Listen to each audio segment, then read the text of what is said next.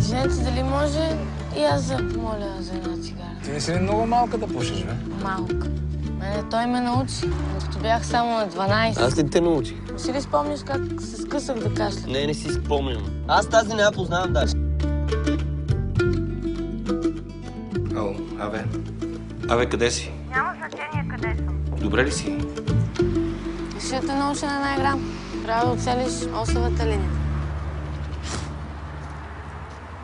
Много си смотан. Hey! Don't do this! You don't go with prostitutes?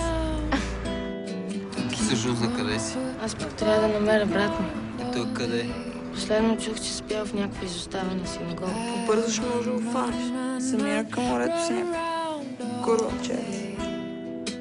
Сигурно да е тежко на теб и на майка ти. Ти какво си му говорил, а? Казах му за брат ти. Какъв брат? То дето го убиха в Ирак. Ще фана и ще те удуша. Да. Ти мислиш, че си шегувам ли, ма? Ти си пълен кретен, разбираш ли? Знам. Ами, поиди да те търси. Слушай, няма да ти се вържа пак на глупостите, ясно ли ти е? Няма! Много ще не се прибира. Мяра ли?